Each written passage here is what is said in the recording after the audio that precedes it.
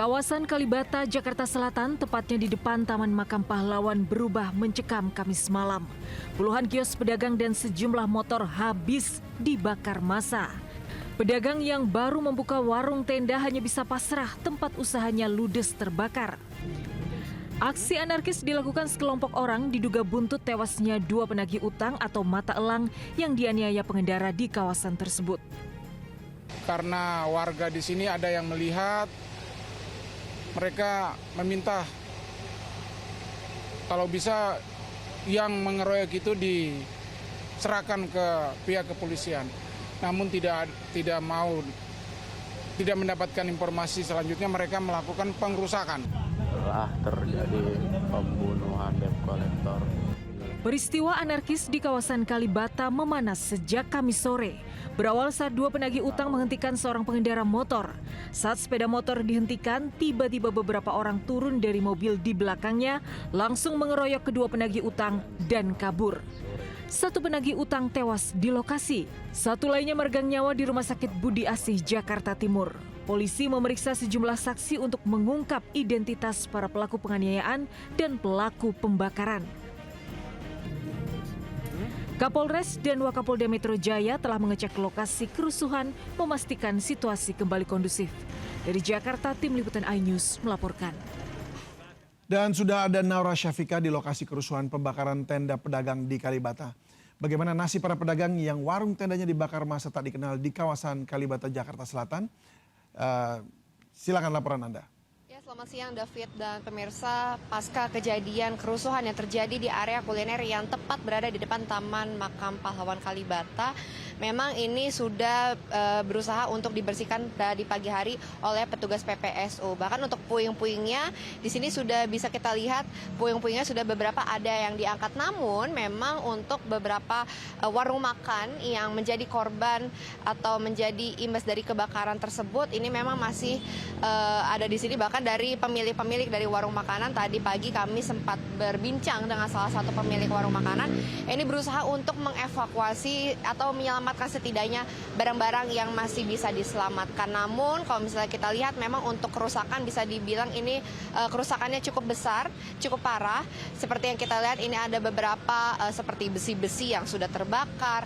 Kemudian juga kita bisa lihat ada beberapa gas 3 kilo yang juga sudah bertumpuk dan juga terbakar. Bahkan untuk beberapa tanaman yang ada di sini juga terbakar, dan ini seperti merupakan salah satu musibah yang terjadi dan dirasakan oleh para pemilik warung makanan yang ada di sini. Tidak hanya dari titik ini saja, David dan juga pemirsa, yang menjadi imbas dari kejadian kemarin atau kerusuhan kemarin, ini juga masih ada berlanjut hingga ke warung-warung yang ada di sana.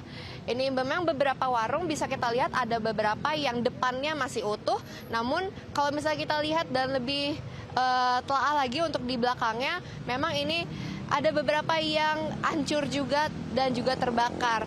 Dan ini merupakan salah satu hal yang membuat sedih oleh para pemilik warung yang ada di sini, mengingat untuk area kuliner Kalibata ini merupakan salah satu tempat menjadi historical bagi khususnya warga Jakarta. Memang ini sudah ramah sekali untuk area kuliner ini, dan untuk beberapa pemilik warung tadi juga menyampaikan bahwa sudah beberapa tahun ini, seperti 3 tahun, 4 tahun sudah menjalani usaha yang ada di sini, dan ini merupakan musibah yang menurut mereka ini sangat menyedihkan karena mereka harus memulai lagi dari nol. Kemudian tadi juga sempat menyampaikan kepada pemerintah setidaknya apakah ada bantuan untuk mereka ataupun juga keadilan bagi mereka, karena mereka tidak mengetahui atau mereka hanya menjadi korban dari kerusuhan buntut dari 2 debt collector yang tewas di tempat. Dan memang untuk kerusuhan ini hingga saat ini untuk lokasi tadi sudah diberikan garis polisi, kemudian juga tadi ada beberapa aparat yang terus berjaga khawatir nantinya ada kerusuhan yang menyusul untuk datang ke lokasi ini. Dan juga seperti yang kita ketahui bersama, memang kemarin di sore hari hingga menjelang malam kerusuhan terjadi di area kuliner ini, di mana kebakaran secara massal dilempar dan juga menyebabkan kebakaran yang ada di sini. Sementara itu, David. Ya baik Naura, terima kasih untuk informasinya. Kami tunggu update selanjutnya. Selamat bertugas kembali. Ya, pemirsa, aksi mata elang alias matel seringkali membuat masyarakat geram. Modus kelompok penagih utang selalu sama, mulai dari penghentian kendaraan di jalan raya, penarikan paksa hingga intimidasi. Main tangan ya. Bang, matel ini. Matel, Bang. Ntar lu kasar, gua kasar, nggak suka. Lagi-lagi mata elang alias penagih hutang berulah. Seorang warga di Sukma Jaya Depok menjadi korban pengeroyokan dan penganiayaan yang diduga dilakukan oleh sekelompok mata elang. Akibatnya korban luka serius karena dibanting pelaku.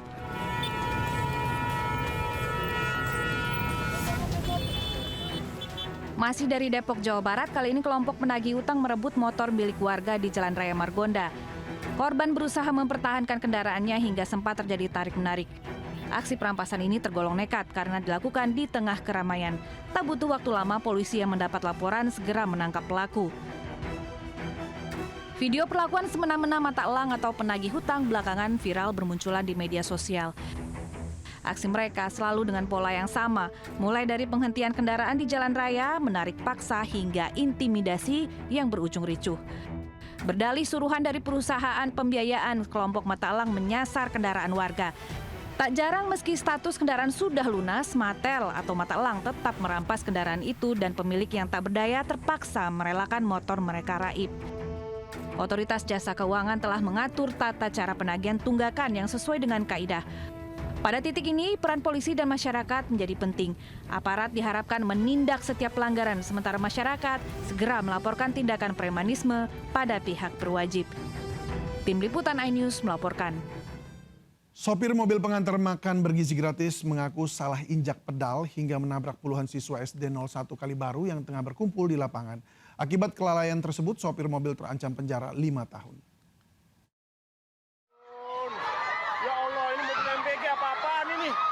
Kamis pagi kemarin menjadi hari mencekam bagi ratusan siswa dan guru SD Negeri 01 Kalibaru, Jakarta Utara.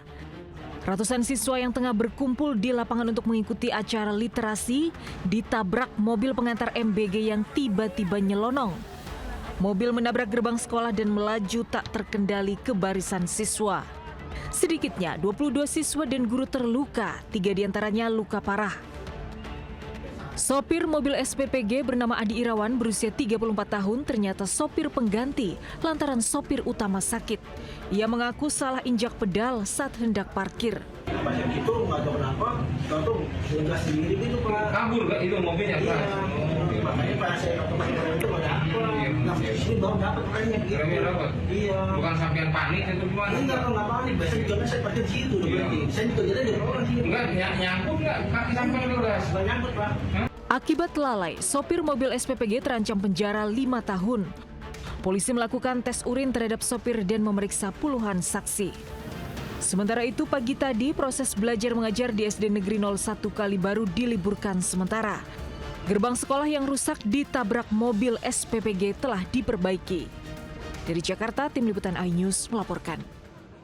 Siswa dan guru yang terluka akibat ditabrak mobil SPPG dirawat di RSUD Koja, Jakarta Utara. Informasi kondisi para korban selengkapnya disampaikan Henry Aprila berikut ini.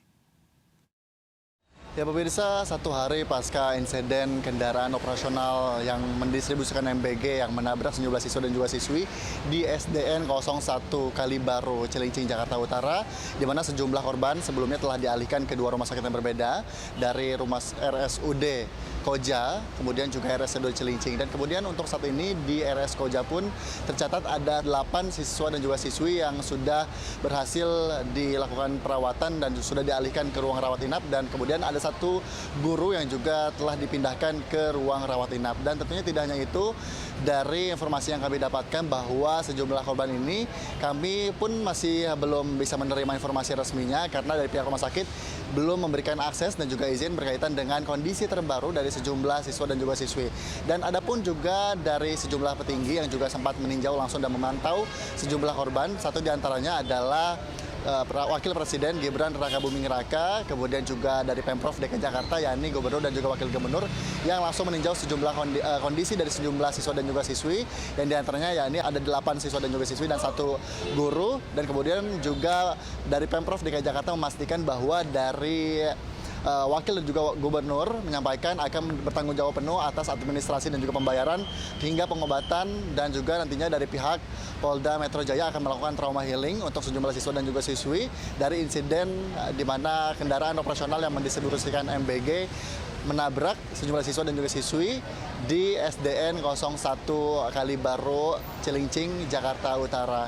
Dan tentu pun sampai sejauh ini kami awak media masih memantau dan menunggu bagaimana konfirmasi terbaru dari kondisi dari sejumlah korban yang ada di RSUD Koja Cilincing, Jakarta Utara.